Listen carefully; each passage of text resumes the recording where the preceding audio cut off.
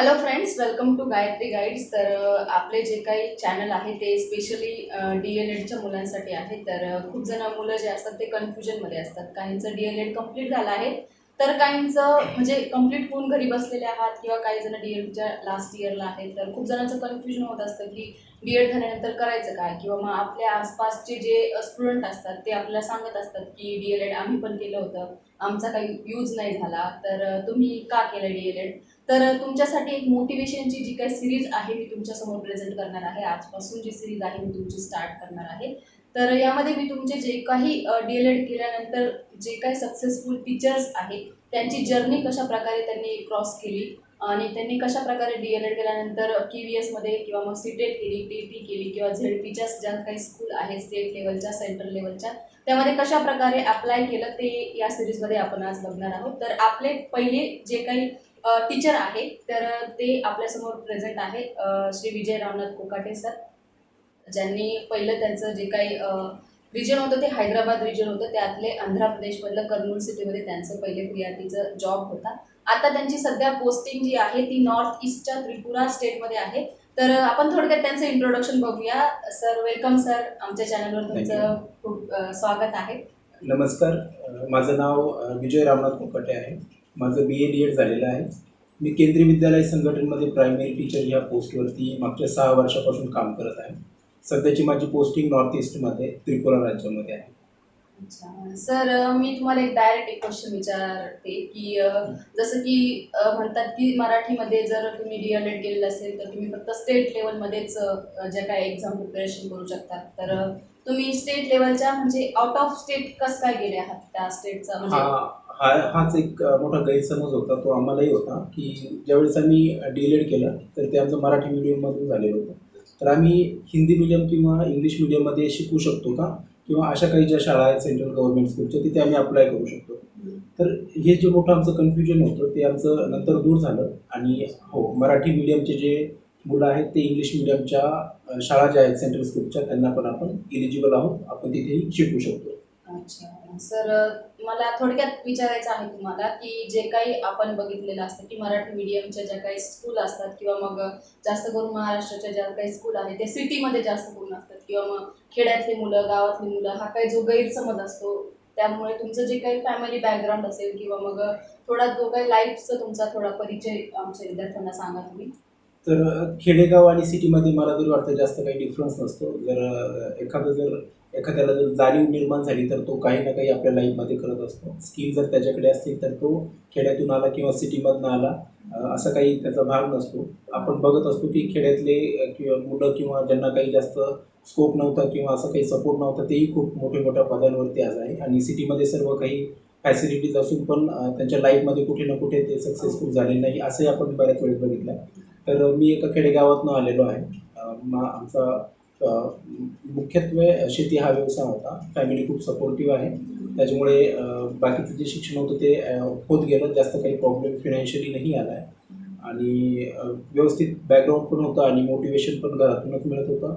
बहीण ही शिक्षिका होती आणि दाजी पण शिक्षक आहेत स्टेट गव्हर्नमेंटमध्ये. त्यामुळे दोघेही सांगत होते की काहीतरी करायचं आहे. त्यामुळे जास्त फॅमिलीमधून मोटिवेशन मिळत अच्छा, गेलं. म्हणजे लहानपणापासूनच सगळी फॅमिली जी आहे ती सपोर्टिव्ह होती, स्वतःच्या पायावर तुम्हाला उभं राहायचं होतं. हां, कुठेतरी एक जाणीव होती की आपल्याला काहीतरी करावं लागेल किंवा काहीतरी करायचं आहे. अच्छा. आणि त्यातल्या त्यात सर्व सपोर्ट करत होते आणि मोटिवेट करत होते की काहीतरी करावं लागेल. त्यामुळे शिक्षण झालं. सर, मग तुमचा मेन एम काय होता? म्हणजे तुमचं फॅमिली बॅकग्राऊंड तुम्ही सांगितलं जसं की सपोर्टिव्ह होतं. मग तुम्हाला स्वतःला काय व्हायचं होतं? कारण बऱ्याच वेळेला असं बघायला मिळतं की ज्यांचं फॅमिली बॅकग्राऊंड खूप जास्त सपोर्टिव्ह असतं ते स्टुडंट जे असतात ते थोडंसं वेगळ्या डायरेक्शनला जात असतं, त्यांचं माइंड जे असतं ते. तर मग तुम्ही कशाप्रकारे टिकवून ठेवलं? तुमचा एम काय होता नेमका? तुम्हाला काय बनायचं होतं ते जरा सांगाल? तर लाईफच्या सर्वांच्या बाबतीत असं होत असेल की लाईफच्या प्रत्येक वेगवेगळ्या टप्प्यावरती आपले स्वप्न बदलत जात असतात. सुरुवातीला जेव्हा MPSC UPSC बाबत ऐकलं तर तेव्हा असं वाटायचं की आपण फक्त UPSC किंवा MPSC करून एखादी पोस्ट काढू, त्यातच करिअर करूया. नंतर जेव्हा KVSचे जे टीचर्स जे आहेत, जी लाईफ मी जवळून बघितली, त्यावेळेस असं वाटायला लागलं की आपण केंद्रीय विद्यालयामध्ये टीचर बनू शकतो आणि त्यानुसारही आपली लाईफ एक व्यवस्थित पद्धतीने होऊ शकते. तर अशा पद्धतीने एक टायमिंगवरती जे एक स्वप्न होतं की MPSC करायची किंवा UPSC करायची, ती KVSमध्ये आल्यानंतर ते चेंज झालं आहे. सर मग तुमचं प्राथमिक शिक्षण, माध्यमिक शिक्षण कशा प्रकारे झालं आणि 10वी-12वी कुठे झाली? कसे शिकलात तुम्ही ते जरा आमच्या स्टुडंटला सांगा थोडक्यात. तर प्राथमिक शिक्षण जे माझं आहे ते जिल्हा परिषदेच्या झेडपीच्या शाळेतून झालेलं आहे. मराठी मीडियममधनं माझं पूर्ण प्राथमिक शिक्षण जे आहे ते पूर्ण झालेलं आहे. 10वी ही माझी खेडेगावातनं झालेली आहे मराठी मीडियममधनं. मध्ये 11वी 10वी झाल्यानंतर चांगले मार्क्स होते आणि सर्वांना असं वाटत होतं की चांगले मार्क्स आहेत, इंग्लिश चांगलं आहे, मॅथ चांगलं आहे, तर सायन्सला ॲडमिशन घ्यावं. तर माझे जे मित्र आहेत त्यांनी पण सायन्सला ॲडमिशन घेतलं होतं आणि घरच्यांनी असं सांगितलं होतं की सायन्सला ॲडमिशन घे किंवा मग पुढे जाऊन इंजिनिअरिंग वगैरे काहीतरी करता येईल. तर मी असं त्यावेळेस 11वीला ॲडमिशन घेतलं, पण सुरुवातीच्या 1-2 महिन्यामध्ये कळालं की आपल्याला 11वी सायन्स काही झेपणार नाही आहे किंवा इंग्लिश जे आहे, इंग्लिशमधलं जे काही टीचिंग असेल तर आणि मॅथ्सच्या ज्या कन्सेप्ट त्या डोक्यावरनं जायच्या. तर त्यावेळेस असं वाटलं की आपल्याकडनं कुठंतरी चूक झाली आहे. मग या 11थला मी जास्त लक्ष नाही दिलं सायन्समध्ये. ही चूक बऱ्यापैकी होत राहते सर. जसं की मुलांना 10वीत जास्त मार्क्स मिळाले की पॅरेंट्स त्यांना फोर्सफुली सायन्सला टाकतात. मग त्यांना ते विषय झेपत नाही. हो. बऱ्याच वेळेस अशा कंडिशन्स आपल्याला बघायला मिळतात. तर माझं 11थला भरपूर कन्फ्युजन झालं होतं. एक वेळ तर असं वाटत होतं की हे एज्युकेशन पण नको आहे. आपण घरी थांबून काहीतरी शेतीत मदत करूया किंवा काहीतरी करूया. पण नंतर 11थला मी लक्ष न दिल्यामुळे मी प्रमोटेड मी झालो 11थमध्ये आणि मला स्ट्रीम चेंज करावी लागली. मग मी 12थला आर्ट्सला ॲडमिशन घेऊन मी माझं 12th कंप्लीट केलेलं आहे आणि 12थमध्ये मी परत चांगला अभ्यास केला आणि व्यवस्थित मार्काने मी प्रथम क्रमांकाने तिथे त्या विद्यालयामध्ये कॉलेजमध्ये फर्स्ट आलेलो. अच्छा सर, जसं की तुम्ही सांगितलं की तुम्ही प्रमोटेड झालात. मग तुम्ही 12वी नंतर म्हणजे नेमकं काय केलं? म्हणजे तुम्हाला वे कोणी दाखवला किंवा कशाप्रकारे तुम्ही डी-एड-एडला गेले किंवा मग तुम्हाला कळालं असेल की प्रमोट झालाय, मग आता पुढे करायचं काय? तर तो वे तुम्ही कशाप्रकारे चूज केला? 11th सायन्स जेव्हा सोडलं त्यावेळेस घरून खूप सारे बोलणे बसलेले होते. दाजींनीही खूप आमचे जे दाजी आहेत ते टीचर आहेत आणि खूप बोलले होते त्यावेळेस आणि आता जास्त नाटकं करायला मला काही स्कोप नव्हतं किंवा करू शकत नव्हतो. त्याच्यामुळे दाजी जे सांगतील किंवा 12वी नंतरचा एक जो काही फेमस त्या काळचा ट्रेंड होता की 12वी नंतर डी-एड करून टीचर लागायचं. तर त्यावेळी दाजींनी सांगितलं होतं की आपण डी-एड करूया. तर त्यांच्या म्हणण्यानुसार आम्ही डी-एडला ॲडमिशन घेतलेलं होतं. अच्छा. सर मग त्याच्यानंतर म्हणजे डी-एड नंतर तुमचा डी-एडचा जो काही रिझल्ट लागला, मग त्यानंतर तुम्ही काय केलं? म्हणजे आता जे काही आमचे स्टुडंट आहे, काहींचं आत्ताचं लास्ट इयरला आहे, काही फर्स्ट इयरला ॲडमिशन घेतलेलं आहे, काही बाय चान्स आले आहे किंवा काही बाय चॉईस आलेले आहे. हां, तर मग त्या विद्यार्थ्यांसाठी म्हणजे आता मला असं विचारायचं तुम्हाला की तुम्ही डी-एड नंतरचा रिझल्ट लागल्यानंतर काय केलं? कारण आत्ताचे जे सेकंड इयरचे स्टुडंट आहेत, त्यांचा डी-एडचा रिझल्ट लागल्यानंतर खूप जण विचारत असतात की पुढे काय करायचं? तर तुम्ही काय केलं ते थोडक्यात सांगणार का? जेव्हा आम्ही डी-एडला होतो त्यावेळेस सेकंड इयरला एक मोठी अनाऊन्समेंट झाली होती, नोटिफिकेशन आलं होतं की ज्यालाही टीचर बनायचं असेल त्याला TET किंवा CTET ही कंपल्सरी पास होणं गरजेचं आहे. त्यावेळेस आम्ही सेकंड इयरला असताना TETचा थोडा अभ्यास चालू केला होता. मग त्यानंतर कळालं की स्पर्धा परीक्षाही असतात. मग MPSC UPSC आम्हाला डी-एडच्या सेकंड इयरला जाऊन कळालं की PSI कशातनं बनतात, UPSC काय असते, MPSC काय असते, हे डी-एडच्या सेकंड इयरला कळालं. तर म्हणजे TETचा अभ्यास करत असताना स्पर्धा परीक्षांचा अभ्यास करत असताना ते कळायला लागलं. मग त्यानंतर स्पर्धा परीक्षेबद्दलची जी आवड आहे ती आवड जी आहे ती वाढत गेली आणि त्याच्या आधी मी 10वीला असताना एक NDAचा पेपर दिलेला होता. तोही नाही झाला माझ्याकडनं. त्यावेळेस शेवटची जी स्पर्धा परीक्षा होती ती 10वीला दिलेली होती. त्यानंतर सीधे आम्ही TETचे जे पेपर होते ते दिलेले होते स्पर्धा परीक्षेची आणि जी आवड निर्माण झाली होती मग त्यातनं कळालं की MPSC पण देऊ शकतो. मग त्यावेळेस MPSCचाही थोडा अभ्यास आम्ही चालू केला. अच्छा सर, म्हणजे तुम्ही कॉम्पिटिटिव्हचा स्टडी म्हणजे आधीपासूनच करत होता 10वी-12वी पासूनच? हां, म्हणजे आमचे एक शिक्षक होते त्यांनी सांगितलं होतं की NDAच्या माध्यमातून तुम्ही भरती होऊ शकता डिफेन्समध्ये. तर त्यावेळेस वाटलं होतं की आपल्याला काहीतरी करायचं. मग चला 10वीलाच आम्ही फॉर्म भरून दिला होता. पण त्यावेळेस तयारी वगैरे काही नव्हती आणि नाही झालं त्यावेळेस. मग 11th सायन्स झालं, नंतर 12th डी-एडच्या सेकंड इयर नंतर परत असं कळालं की आपण MPSC करू शकतो स्पर्धा परीक्षांच्या वेळेस. त्यावेळेस कॉम्पिटिटिव्ह एक्झामचं परत डोक्यात आलं होतं. अच्छा सर, म्हणजे तुम्ही MPSC UPSCचा स्टडी करत होता. त्यासोबत म्हणजे तुम्हाला KVS काय आहे किंवा मग KVS बद्दल कसं काय कळालं होतं ते जरा थोडक्यात सांगा. DED किंवा DTEDचा जो रिझल्ट लागला होता त्यानंतर 1 वर्ष प्रायव्हेट जॉब केला होता. तर प्रायव्हेट जॉबमध्ये बघितलं की इथं आपल्याला काही जो फायनान्शियली सपोर्ट आहे तो तर नाही मिळणार आहे किंवा फ्युचरमध्येही काही याला स्कोप नाही आहे. तर आपण आपलं काहीतरी एक वेगळं अस्तित्व किंवा काहीतरी असेल ते वेगळं करायचं आहे.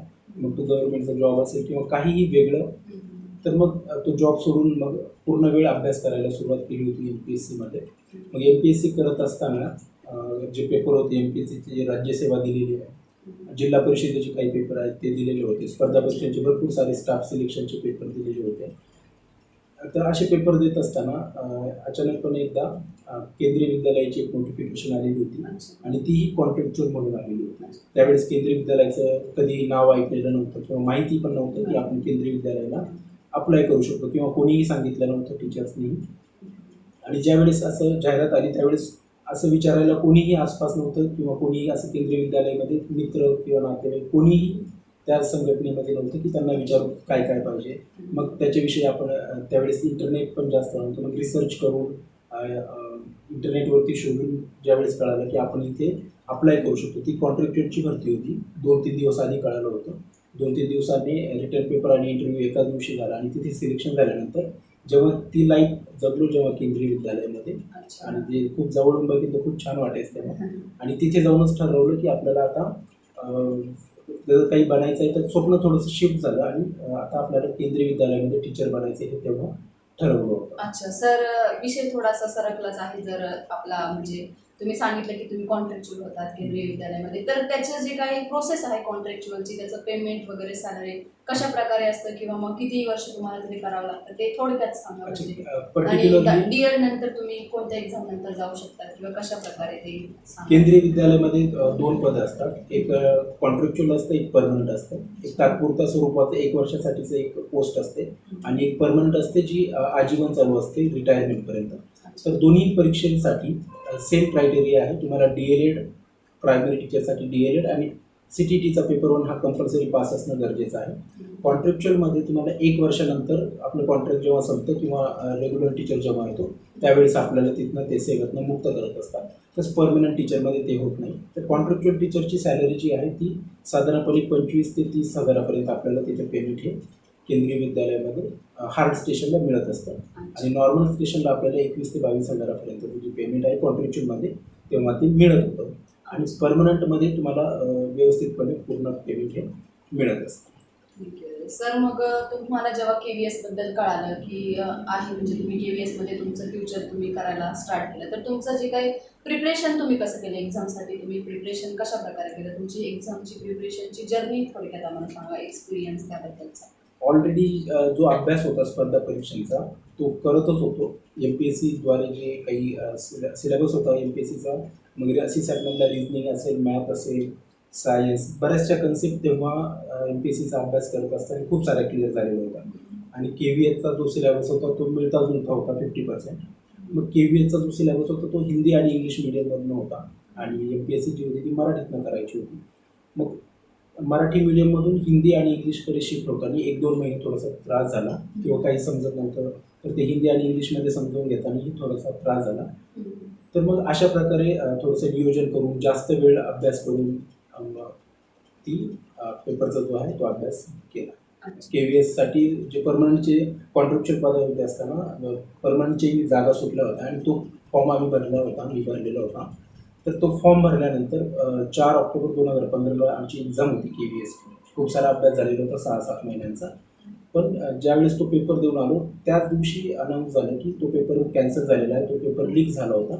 तर त्याच्यामुळे ती भरती होणार नाही आहे, ती कॅन्सल झालेली आहे. पेपर देऊन आल्यानंतर खूप सारे म्हणजे चांगला पेपर गेलेला होता आणि शॉर्ट असं वाटायचं की सिलेक्शन होणारच आहे, पण तो पेपर कॅन्सल म्हणजे झाला सर होता. त्या पिरियडमध्ये भरपूर मुलांचं कन्फ्युजन झालं असेल की काय करायचं आहे आणि काही मुलांचं म्हणजे डिसिजन ते स्वतः घेऊ शकत नाही अशा वेळेस, मग तुम्ही त्यातून कशा प्रकारे त्याला डील केलं त्या सिच्युएशनला? तर माझा फर्स्ट ट्राय होता आणि माझं एज त्यावेळेस 22 वर्षच होतं. त्याच्यामुळे माझ्याकडे अजून 10 वर्षांचा कालावधी होता. त्याच्यामुळे एजचं काही टेन्शन नव्हतं. फायनान्शियली सपोर्ट घरून होता आणि घरच्यांकडून जास्त प्रेशर काही नव्हता. 22, 23, 24 वयापर्यंत आपल्याकडे साधारणपणे काही वाटत नाही. तो काही स्ट्रगलिंग पिरियड तुम्ही सर लवकरच म्हणजे लवकरच जरा एजमध्ये लवकरच्या एजमध्ये जॉबला लागला. DED झाल्यानंतर 1च वर्ष मी फक्त प्रायव्हेटमध्ये केलं. त्याच्यानंतर मी केंद्रीय विद्यालयामध्ये कॉन्ट्रॅक्च्युअल म्हणून आणि 24व्या वर्षी मी परमनंट टीचर म्हणून मला केंद्रीय विद्यालयामध्ये पोस्टिंग मिळाली होती. अच्छा, ठीक आहे सर. मग सर तुमचा जो काही KVSचा पेपर झाला, मग ते रिझल्ट लागण्याच्या आणि तुमचं जे काही इंटरव्ह्यू आहे, त्याच्यामधला जो काही तुमचा पिरियड कसा गेला? म्हणजे फॉर एक्झाम्पल तुमचा जसा रिझल्ट लागतोय, मग तुम्ही पास होताय की नाही? असे भरपूर सारे क्वेश्चन्स मुलांच्या मनामध्ये असतात, की काहींचं असतं की हां, जर पास नाही झालं तर पुढे करायचं काय? किंवा मग आजूबाजूचा परिसर असतो, ताणे मारत असतो, की हां, म्हणजे इतक्या दिवसापासून स्टडी करताय, अजूनपर्यंत होत नाही. तर मग तुमचं ते कशाप्रकारे गेलं ते तो तेवढा तो पिरियड? जो काळ होता तो असा संघर्षाचा तर नाही म्हणता येणार. जो काही होता तो गोल्डन पिरियडच मानेल मी, की स्टडी करायचा, अच्छा. मस्तपैकी एक्सपिरियन्स होत होते. हां. विविध परीक्षा देत होतो आणि केंद्रीय विद्यालय जे होते ते 1 वर्षापासून अभ्यास करत होतो. पेपर कॅन्सल झालेला होता आणि डोक्यामध्ये तेच चालल्यामुळे तो व्यवस्थितपणे एन्जॉय पण करत होतो. नंतरच्या ज्या डायरीज आहेत, मी एक डायरी बनवली होती. त्याच्यामध्ये फक्त मोटिव्हेशनलचे जे कोट्स आहेत, शायरी अच्छा. असेल, मोटिव्हेशनलचे कोट्स असतील, हां. स्वामी विवेकानंदांचे विचार असतील, अब्दुल हां कलामचे सर, नॉर्मली जे जे पण असतील. स्टुडंट जे असतात हां. ते स्टडी करणारे जे स्टुडंट असतात त्यांच्याकडे खूप वेळेस बघायला मिळतं की हां, कारण आपण मोटिवेशन अभ्यास पॉइंट्स. करत असताना आपल्याकडे खूप सारा टाईम असतो. तर अच्छा. जो काही वेळ मिळतो त्यावेळेस लिखाण पण चालू असतं. लिहिण्याचा किंवा संग्रह करण्याचा अशा ज्या काही गोष्टी आहेत त्या डायरीमध्ये लिहून आणि ज्यावेळेस डिमोटिवेट वाटतं तेव्हा ती डायरी आपण वाचायची. आपल्या त्यावेळेस आपल्याला हां, motivated energetic. Feeling, energetic feeling येत असते. तर त्यावेळेस असं डील केलं. मोटिवेशन त्या डायरीतनं मिळत गेलं. खूप सारे विचार होते त्यावेळेस. सुविचार, विचार जे काही संग्रह होते त्यातनं ते मिळत गेलं. त्याच्यानंतर रिझल्ट आणि इंटरव्ह्यूमधला जो काही काळ होता की आमचा ऑक्टोबर 2015चा पेपर जेव्हा कॅन्सल झाला, त्यानंतर कॉन्ट्रॅक्च्युअलमध्येच होतो त्यामुळे तो टाईम व्यवस्थितपणे निघाला माझा. त्यानंतर जानेवारी 2017मध्ये आमची जी KVSTची कॅन्सल झालेली एक्झाम होती ती परत एक्झाम झाली, री एक्झाम झाली अच्छा. आणि ज्यावेळेस तो पेपर देऊन आलो त्यावेळेसही मी 101% शुअर होतो की माझं सिलेक्शन हे होणार आहे. कारण रिटन पेपर इतका व्यवस्थितपणे त्याचा अभ्यास केलेला होता, नियोजन केलेलं होतं. तर 150 पैकी पेपर जो होता तर खूप चांगले मार्क्स मला त्यावेळेस मिळालेले होते आणि असं माहीत होतं की आपलं सिलेक्शन हे होणारच आहे. मग रिझल्ट आल्यानंतर खूप आनंद झाला होता. तर सेलिब्रेशन वगैरे सर्व काही झालेलं होतं आणि इंटरव्ह्यूसाठी सिलेक्शन झाल्यानंतर मग आता अ, थोडासा टाईम पाहिजे होता कारण इंटरव्ह्यू जो होणार होता तो इंग्लिश आणि हिंदीमध्ये होणार होता. अच्छा. तर त्याच्या प्रिपरेशनसाठी मी जो काही जॉब होता माझा मी त्याला थोड्या दिवसांसाठी मी सोडला होता आणि मग त्या पूर्ण प्रिपरेशन करण्यासाठी मी फुल फोकससाठी इंटरव्ह्यूच्या ज्या काही प्रिपरेशन असेल, जे काही त्याला नियोजन लागत असेल तर त्याच्यासाठी मी पूर्ण वेळ तो दिलेला होता. सर अजून एक प्रश्न आहे म्हणजे जसं की तुम्ही बोलला की इंटरव्ह्यूज साठी तुम्ही प्रिपेअर करत होता. तर तुमची जी एक्झाम तुम्ही दिली सीटेट किंवा मग KVSची प्रिपरेशन जे केलं ते तुमचं सेंट्रल लेवलचं होतं. मग तुमचा इंटरव्ह्यू कुठे असतो? म्हणजे स्टेटमध्ये घेतला जातो की आउट ऑफ स्टेट घेतला जातो? जो केंद्रीय विद्यालय जे आहे ते ऑल इंडिया लेवलवरती आहे. ऑल इंडियाच नाही तर आपल्या ज्या केंद्रीय विद्यालयाच्या शाळा आहेत त्या अब्रॉड पण आहेत. अच्छा. रशिया तुम्हाला माहिती असेल किंवा नसेल तर केंद्रीय विद्यालयाची एक शाळा रशियामध्ये आहे, अच्छा. एक शाळा नेपाळमध्ये आहे, एक शाळा तेहरानमध्ये होती हां. आणि अंदमान निकोबार असे भारताचे सर्व काही जे आहेत एम्बॅसी जिथे तिथेही आपल्या शाळा ह्या आहेत. तर आपले जे माझा जो इंटरव्ह्यू होता त्यावेळेस तो लखनौला झालेला होता आणि पहिल्यांदाच मी आउट ऑफ स्टेट फक्त इंटरव्ह्यूसाठी गेलेलो होतो. तर त्यावेळेचाही चांगला एक्सपिरियन्स माझ्याकडे होता. इंटरव्ह्यू आमचा लखनौला झालेला होता. अच्छा. सर मग तुमचं फर्स्ट जॉइनिंग कुठे होती? म्हणजे त्याचा थोडासा एक्सपिरियन्स जो सांगा जरा. कारण फर्स्ट जॉइनिंग म्हटलं की मुलांना खूप जास्त एक्साइटेड असतात मुलं. तर तुमचा एक्सपिरियन्स कसा राहिला फर्स्ट जॉइनिंगचा? हां, एकतर एज कमी होतं आणि जास्त म्हणजे आउट ऑफ डिस्ट्रिक्ट पण नाही म्हणता येईल, की डिस्ट्रिक्ट सोडून मी कुठेही हिंडलेलो नव्हतो. जास्त ट्रॅव्हलचा एक्सपिरियन्स नव्हता. एज पण कमीच होतं जसं काय आणि ज्यावेळेस फर्स्ट पोस्टिंग असं म्हणतात, की फर्स्ट पोस्टिंग माणूस कधी विसरत नाही. पहिल्या जॉबची जी परमनंटची जी पोस्टिंग आहे, ती कायम हृदयाजवळ असते आणि जी माझी पहिली पोस्टिंग होती ती साऊथला होती आणि मग मी साऊथला सर तुम्हाला तर खूप जास्त प्रॉब्लेम असेल लँग्वेजचा, कारण तिथे जास्त करून तेलुगू बोललं जातं. तो लँग्वेज एक बॅरियर होता. अच्छा. जसं की शिक्षण तर झालेलं होतं आपलं मराठी मीडियम असेल किंवा इंग्लिश पण येत होतं. थेरॉटिकल नॉलेज होतं, ग्रॅमॅटिकल होतं, ग्रामर चांगलं होतं, इंग्लिशला चांगले मार्क्स होते 10वीला 12वीला आणि प्रत्येक विषयामध्ये चांगले मार्क्स होते. पण ज्यावेळेस आपल्याला जी स्पोकन इंग्लिश आहे ती नव्हती व्यवस्थित किंवा आपण जेव्हा बोलायला जातो त्यावेळेस आपल्याला कळतं की आपली ना हिंदी चांगली आहे ना इंग्लिश चांगली आहे. त्यामुळे प्रॅक्टिसची गरज होती आणि जॉईनिंगच्या दिवशीच तिथं सांगितलं गेलं होतं की इथे तेलुगू जास्त चालते आणि इंग्लिश जास्त चालते. अच्छा. आणि मुलांनाही तेलुगू येत होतं आणि इंग्लिश येत होतं. आणि मला तेलुगू येत नव्हतं आणि व्यवस्थितपणे इंग्लिश पण येत नव्हतं. जे काही तोडकं मोडकं इंग्लिश होतं त्यावेळेस ते येत होतं. पण नंतर नंतर कव्हर करत करत 2 ते 3 महिन्यांमध्ये ट्रेनिंगने किंवा एक्सपिरियन्सने किंवा बोलावंच लागेल, त्यामुळे आमचं इंग्लिश पण सुधारलं गेलं, हिंदी सुधारलं गेलं. तर अशा प्रकारे साऊथमध्ये तो लँग्वेजचा एक थोडासा प्रॉब्लेम आला होता, पण तो एक्सपिरियन्सने तो सॉल्व्ह झाला. अच्छा सर, अजून एक प्रश्न हे होता की जसं की तुमची सॅलरी कशा प्रकारे असते, PA, DA किंवा मग जे काही तुमच्या LTC वगैरे असतात ते कशा प्रकारे मिळतं, जसं की मेडिकल क्लेम्स असतील त्यावर तुमचे कशा प्रकारे बेनिफिट्स आहे, जरा थोडक्यात सांगा. याच्याविषयी एक किस्सा आहे. ज्यावेळेस कॉन्ट्रॅक्च्युअल म्हणून काम करत होतो त्यावेळेस सॅलरी जी मिळते ती कॉन्ट्रॅक्च्युअल टीचरला ती 21,000 मिळते, काही न करता. म्हणजे 21,000 त्यावेळेस 2015-16मध्ये खूप मोठी एक रिस्पेक्टेड अमाऊंट जी मानली जायची. आणि तर कोणालाही सांगितल्यावरती विश्वास बसत नव्हता की इतका म्हणजे कोणालाही वशिला नाही आहे, कुठं पैसे पण भरलेले नाही किंवा काही नाही. तर काहींना वाटायचं की 21,000 काहीतरी असंच बोलतो आहे. तर त्यावेळेस म्हणजे व्यवस्थितपणे सॅलरी मिळायची त्यावेळेस कॉन्ट्रॅक्च्युअल. आणि परमनंटमध्ये तर व्यवस्थित पूर्ण वेतन हे मिळतं डे 1 पासून. म्हणजे आजपर्यंत तुम्ही जर KVSमध्ये जर जॉईन केलं तुमच्या सिलेक्शन नंतर, तर तुम्हाला इन हँड जी सॅलरी आहे ती 45K प्लसच मिळेल. आणि हार्ड स्टेशनमध्ये अजून जास्त अलाउन्स असतात, तर अजून जास्त अलाउन्स ते तुम्हाला वाढवून मिळतात. त्याचबद्दल त्यानंतर आहे LTC आहे, मेडिक्लेमचे जे बिल आहे, ट्रॅव्हल आहे, अशा खूप साऱ्या सुविधा तुम्हाला केंद्रीय विद्यालयामध्ये एक जर टीचर तुम्ही जर बनला तर ते मिळतं. दुसरं आहे की एक रिस्पेक्टेड जॉब आहे. ज्याला आपण म्हणतो की एक टीचर म्हटलं तो कोणताही टीचर असो तर त्याची रिस्पेक्ट ही बाहेर सोसायटीमध्ये खूप सारी होत असते. तर जॉबमधले हे फुल सॅटिस्फॅक्शन आपल्याला मिळत असतं. त्यानंतर एक अजून एक बेनिफिट आहे की पूर्ण वर्षामध्ये आपल्याला 70 दिवस ज्या सुट्ट्या आहेत त्या मिळत असतात. आणि एका एका ज्या 50 दिवसाच्या ज्या सुट्ट्या आहेत त्या व्यवस्थितपणे मिळत असतात.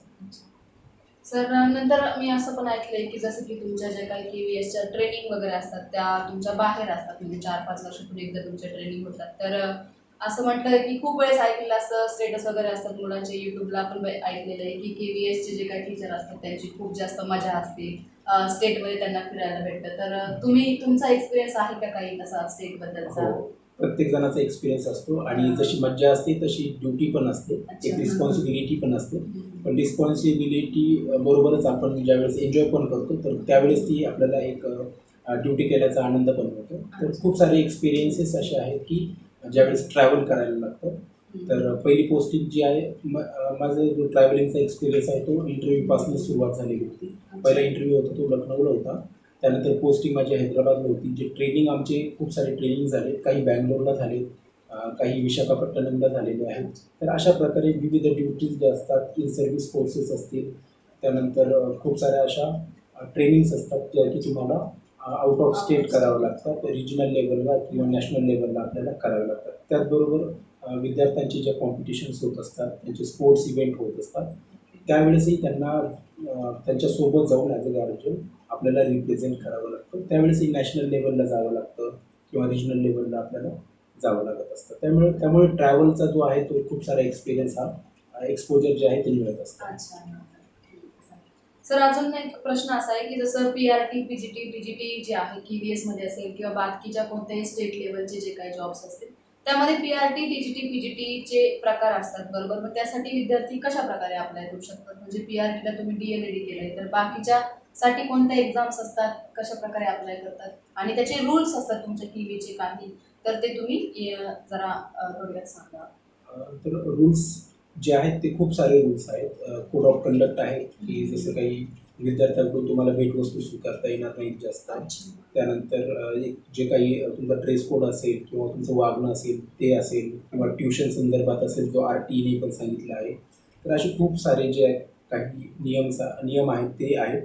त्याचबरोबर PRT बनण्यासाठी तुम्हाला DLED करावं लागतं. त्याचबरोबर तुमचा CTTचा पेपर 1 क्लिअर पाहिजे. आणि TGT बनण्यासाठी म्हणजे 6वी ते 8वी किंवा 6वी ते 10वीचा टीचर बनण्यासाठी तुम्हाला BEd करावं लागतं. त्यासोबतच तुमचा CTTचा पेपर 2 हा क्लिअर असायला पाहिजे. त्यानंतर PGT बनण्यासाठी 11th आणि 12thला शिकवण्यासाठी तुमचं MA BEd किंवा MSc BEd किंवा मास्टर आणि BEd पाहिजे. तर अशा पद्धतीने तुम्ही PGT लेवलपर्यंत तुम्ही करू शकता. अच्छा. सर अजून एक मेन क्वेश्चन आहे, जसं की तुम्ही पी-आर-टी आहात. तर पी-आर-टीमध्ये आपल्याला माहिती आहे की आपल्या सभोवताली म्हणजे आपलं स्वतःचं एखादं लहान मुलं असेल, ते आपल्याला एकटं सांभाळता येत नाही. तर तुम्ही शाळेत इतक्या सगळ्या मुलांना कशाप्रकारे डील्स करता? ते मुलं सगळे वेगवेगळ्या ठिकाणावरून आलेले असतात. तर तुमचा एक्सपिरियन्स काय आहे त्याबद्दल तर थोडासा? पर्सनली जे आहे की एक कोणताही जॉब घ्या तुम्ही, त्यामध्ये खूप प्रेशर असतं, टेन्शन असतं. तुमच्या ऑफिसरचा, सिनियरचा तुमच्यावरती प्रेशर असतो. जॉब प्रोफाईल तुमची कम्प्लिटली जास्त असते. असा हा एक जॉब आहे की त्यामध्ये मुलांना तुम्हाला डील करावं लागतं आणि लहान मुलं जे आहेत ते खूप व्यवस्थितपणे असतात. त्यांच्यासोबत जर राहिलं तर सर्व प्रकारचे टेन्शन जे आहेत ते आपण विसरायला होतं आपल्याला. ज्यावेळेस आपण मुलांमध्ये असतो त्यावेळेस आपण आपले आप आनंदी राहत असतो. तर 40 जर मुलं असतील एका क्लासमध्ये, तर 40 जे मुलं आहेत वर्गातले ते वेगवेगळ्या ठिकाणावरून आलेले आहेत. प्रत्येकाची लँग्वेज वेगळी आहे, प्रत्येकाचं कल्चर वेगळं आहे, प्रत्येकाची फॅमिली वेगळी आहे. कुणी मुलगा एकुलता एक आहे तर कुणाची जॉईंट फॅमिली आहे. तर अशा प्रकारचं कल्चर वेगळं आहे, खाण्याच्या सवयी, राहण्याच्या त्यांची सवयी, मेंटॅलिटी मेंटॅलिटी वेगळी आहे, थिंकिंग वेगळी आहे, आर्थिक परिस्थिती वेगळी आहे. काही जॉबला आहे, काही डिफेन्समध्ये आहे, काही बँकिंग सेक्टरमधले पालकांची मुलं आहेत. तर अशा सगळ्या प्रकारच्या मुलांना वेगवेगळ्या टेक्निक्सने आपण हँडल केलं तर सर्व मुले आपलं ऐकत असतात. जर आपण नॉर्मली बघतो की घरामध्ये एक जरी मुलगा असेल तर एक जरी लहान मुलं असेल तर ते सांभाळायला किती टेन्शन येतं. तर अशा प्रकारचे 40 मुलं जे आहेत ते पूर्ण दिवसभर सांभाळायचं एक मोठं जे काम आहे ते सर्व टीचर्स जे आहेत ते व्यवस्थितपणे एकदम हँडल करत असतात. सर शेवटचा प्रश्न आहे, की जसं की आता डी-एल-एड मुलं करताय. खूप जण म्हणजे माझे जवळपास 90% ऑडियन्स जी आहे ती डी-एल-एडची आहे. तर मुलं विचारत असतात, की मॅडम डी-एल-एड नंतर करायचं काय आहे? किंवा मग काही जणांचं खूप जास्त कन्फ्युजन होतं किंवा मग काही जण सी-टेट असेल, टेट असेल, कोणत्याही एक्झामचं प्रिपरेशन करत असतात. त्यांना सक्सेस भेटतं, काहींना नाही भेटत. तर ते काय होतात, डिमोटिवेट होतात. मग त्यांच्यासाठी थोडासा जो मेसेज तुम्ही देऊ शकतात, काही जर सांगू शकाल आमच्या स्टुडंटला? मोटिवेट होण्यासाठी आपल्याकडे यूट्यूब पूर्ण भरलेलं आहे. खूप सारे मोटिवेट व्हायचं असेल तर कुठूनही मोटिवेट होता येतं आपल्याला. पण सगळ्यात मोटिवेशनल जी गोष्ट आहे ती आपली फॅमिली आहे. आपल्या फॅमिलीकडे बघा, जी खरी घरची परिस्थिती आहे तिच्याकडे बघा. तुम्ही आपले आप मोटिवेट होऊ शकता. आई-वडिलांकडे बघून किंवा घरची परिस्थिती बघून तुम्ही आपले आप जे काही मोटिवेट तुम्हाला व्हायचं असेल तर ते होऊ शकता. दुसरं आहे की प्लॅन बी आपल्याकडे रेडी पाहिजे हमेशा. जर प्लॅन एमध्ये सक्सेस नाही झालं तर प्लॅन बी आपल्याकडे काय आहे त्यामध्ये पाहिजे आपलं. आणि दुसरं आहे की लाईफ जोपर्यंत आपण श्वासोश्वास करत आहोत तोपर्यंत हार नाही मानायची आहे. एक ना एक दिवस असा येतो की जिथे आपल्याला सक्सेस भेटतं. कोणताही एक टार्गेट घेऊन त्याच्यामागे फक्त पळायचं नाही आहे. तर ते जगत असताना आपली फॅमिली आहे, आपली पर्सनल लाईफ आहे, आपली फिजिकल हेल्थ आहे. ह्या सर्व गोष्टींना बॅलन्स करून आपल्याला ती काही जगायची आहे. त्यामुळे सर्वांना सांगायचं एवढंच आहे की एखादी गोष्ट जर लाईफमध्ये नाही भेटली तर काही प्रॉब्लेम नाही, आपण जगत तर आहोत. जगण्याला आपल्याला काय पाहिजे की एक व्यवस्थित वातावरण पाहिजे, थोडेसे पैसे पाहिजे. तर ते पैसे आपण कशाही पद्धतीने आपण कमवू शकतो. आपल्याकडे जर स्किल्स असेल तर तुम्ही एका जॉबच्या मागे किंवा एका पोस्टच्या मागे जर पळत असाल तर आणि एका ठराविक एज नंतर जर ती मिळत नसेल तर त्याला हसतमुखाने सोडून द्यायची तयारी आपल्याकडे असली पाहिजे. कारण जगायचं तर आपल्याला कसंही आहे. तर त्याच्यामुळे आपल्याला दुसरी ही जॉब नाही तर दुसरी मिळू शकते. पण एक समाधानाची जी वृत्ती आहे ती आपल्याला कुठे सॅटिस्फाय आपण कुठेतरी एका पॉईंटला झालो पाहिजे. समजा एज निघून गेलं तर त्याचा उपयोग नसतो. तर त्यामुळे एका गोष्टीमागे जास्त पडायचं नाही आहे, मोटिवेट राहायचं आहे.